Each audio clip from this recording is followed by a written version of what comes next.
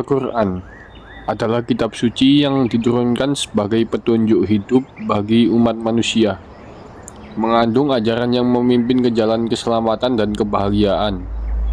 Tujuan utamanya adalah untuk memberikan pedoman moral dan spiritual serta menjaga martabat kemanusiaan dalam kehidupan sehari-hari. Keagungan Al-Quran dapat dilihat dari beberapa aspek berikut. 1. Sebagai mukjizat terbesar.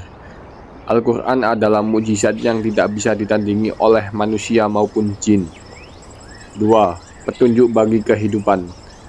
Al-Quran berisi pedoman lengkap yang mencakup akidah, ibadah, akhlak, hingga hukum-hukum yang mengatur kehidupan manusia di dunia dan di akhirat. 3. Keautentikan yang terjaga. Sejak diturunkan hingga kini, Al-Quran tidak mengalami perubahan sedikit pun. 4. Menjadi sumber ilmu pengetahuan. Banyak ayat dalam Al-Quran yang mengandung isyarat ilmiah yang kemudian dibuktikan oleh ilmu pengetahuan modern seperti penciptaan manusia, pergerakan planet, dan fenomena alam lainnya.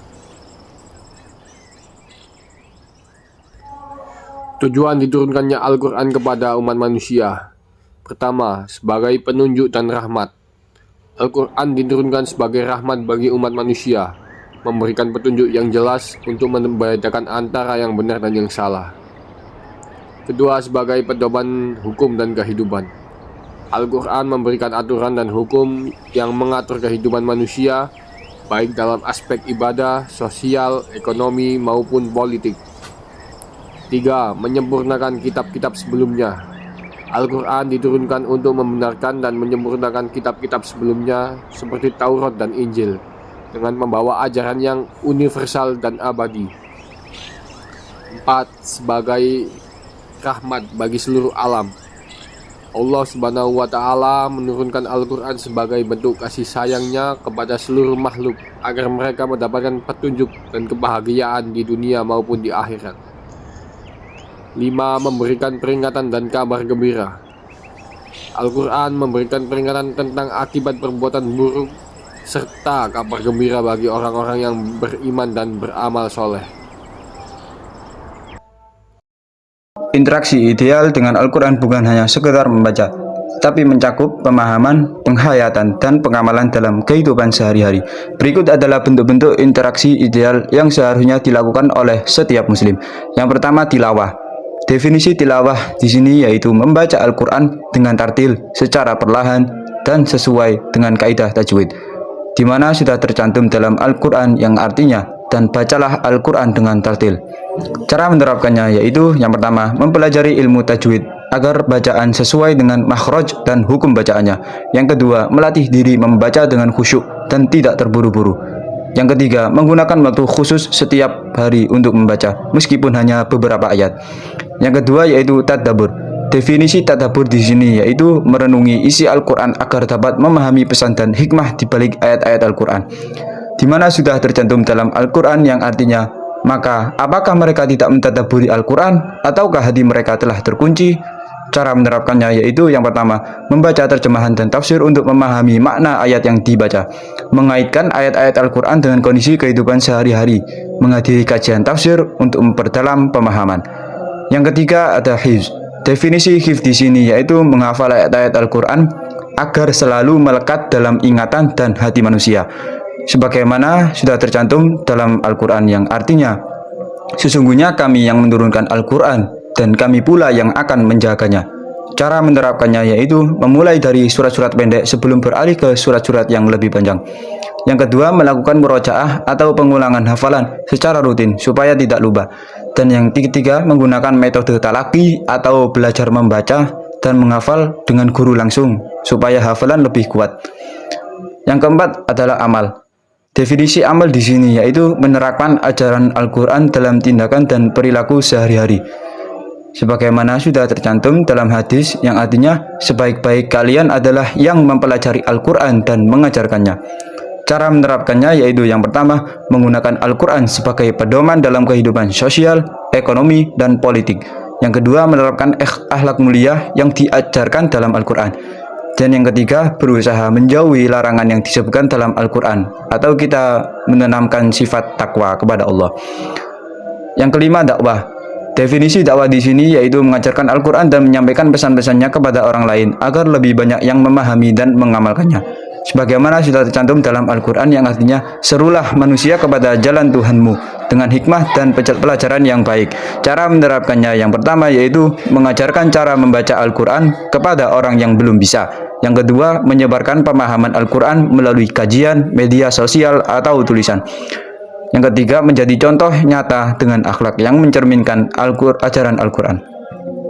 Kesimpulannya yaitu interaksi ideal dengan Al-Quran mencakup membaca, memahami, menghafal, mengamalkan, menyebarkan, serta menjadikannya pedoman dalam kehidupan. Semakin baik kita berinteraksi dengan Al-Quran, semakin dekat kita dengan petunjuk Allah. Oleh karena itu, kita sebagai muslim perlu terus meningkatkan hubungan dengan Al-Quran agar menjadi pribadi yang lebih baik dan mendapatkan keberkahan di dunia dan di akhirat. Al-Quran adalah kitab suci umat Islam yang berisi pedoman hidup, petunjuk, dan cahaya bagi manusia. Sebagai muslim, kita dituntut untuk tidak hanya membaca Al-Quran, tetapi juga merenungkan maknanya dan mengamalkan kandungannya dalam kehidupan sehari-hari. Sikap semangat dalam membaca, merenungkan maknanya, dan mengamalkan kandungan dari Al-Quran dalam kehidupan sehari-hari ditunjukkan dengan 1. Membaca Al-Quran dengan istiqomah. Membaca Al-Quran adalah ibadah yang sangat mulia. Allah Subhanahu wa Ta'ala menjanjikan pahala bagi setiap huruf yang dibaca. Membaca Al-Quran secara rutin dapat menjadikan hal tersebut sebagai kebiasaan harian, seperti membaca 1 halaman setelah habis sholat, atau sebelum tidur, atau di saat waktu luang. Kemudian kita dapat meningkatkan kualitas bacaan, mana kualitas bacaan ini ditingkatkan melalui belajar tajwid, yaitu membaca Al-Quran yang benar. Kemudian setelah rutin membaca dan mempelajari tajwid atau tata cara yang benar dalam membaca Al-Quran, kita dapat menghafal atau mengingat setiap ayat atau satu persatu ayat yang kita baca setiap hari, baik dimulai dari surat-surat pendek dan kemudian akan menjadi surat yang panjang. Kedua, merenungkan makna Al-Quran atau tadabbur. Merenungkan makna Al-Quran atau tadabbur adalah langkah penting untuk memahami pesan-pesan Allah. Tanpa tadabbur, membaca Al-Quran hanya aktivitas semata tanpa adanya makna. Mempelajari tafsir adalah salah satu bentuk dari tadabbur, di mana kita dapat membaca tafsir yang berasal dari para pentafsir Al-Quran seperti Ibnu Katsir atau tafsir Al-Muyassar. Kemudian setelah membaca tafsir dan mengetahui makna dari apa yang kita baca, kemudian kita dapat merefleksi diri kita, di mana kita merenungkan bagaimana ayat-ayat Al-Quran yang kita baca setiap hari dapat diaplikasikan dalam kehidupan sehari-hari kita, agar kita menjadi lebih baik memahami tujuan hidup serta meningkatkan keimanan. Selanjutnya ada mengamalkan kandungan Al-Quran. Mengamalkan Al-Quran adalah tujuan utama dari membaca Al-Quran. Al-Quran bukan hanya untuk dibaca, tetapi juga untuk diamalkan dalam kehidupan sehari-hari.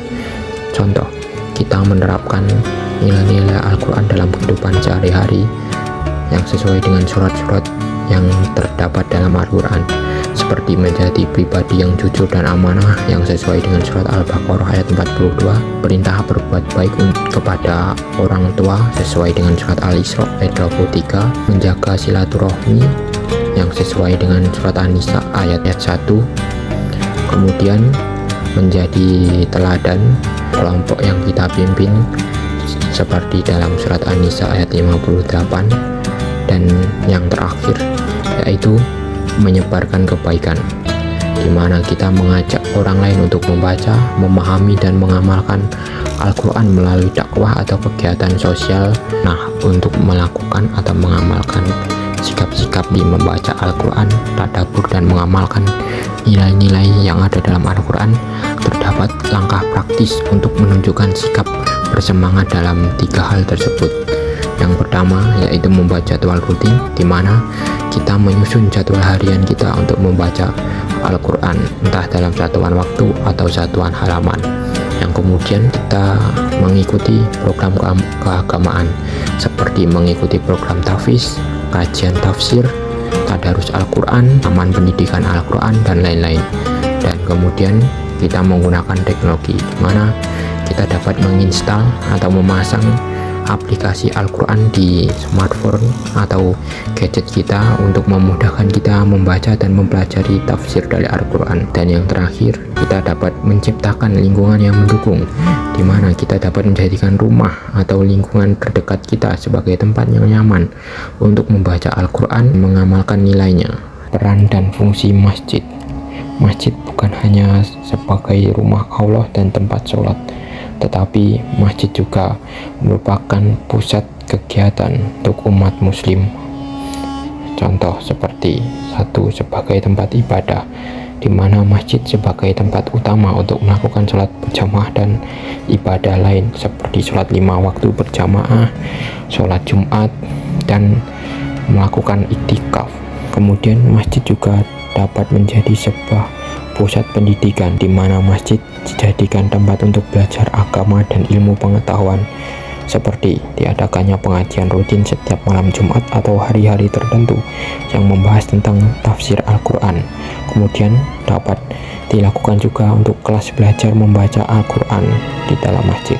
Kemudian masjid juga dapat menjadi sebagai pusat kegiatan sosial, di mana masjid sebagai tempat berkumpulnya umat Islam untuk melakukan kegiatan sosial seperti pengumpulan dan distribusi zakat fitrah, kegiatan bakti sosial. Kemudian masjid juga menjadi tempat untuk pembinaan umat, di mana dalam masjid dapat dilakukan atau diselenggarakan ceramah. Kemudian masjid juga dapat menjadi sebagai pusat pemberdayaan ekonomi, di mana di masjid dapat didirikan pengelolaan masjid, dan juga masjid dapat menyalurkan pengelolaan dari masjid tersebut untuk kesejahteraan warga sekitar. Dan dari membaca, mengamalkan, serta tadabbur dari Al-Quran, serta peran serta fungsi masjid tadi dapat dihubungkan, di mana Al-Quran dan masjid dapat saling berkaitan dengan hal-hal berikut, seperti tadarus Al-Quran, di mana setiap malam Ramadan atau di setiap hari bahkan bisa kita lakukan tadarus Al-Quran di masjid.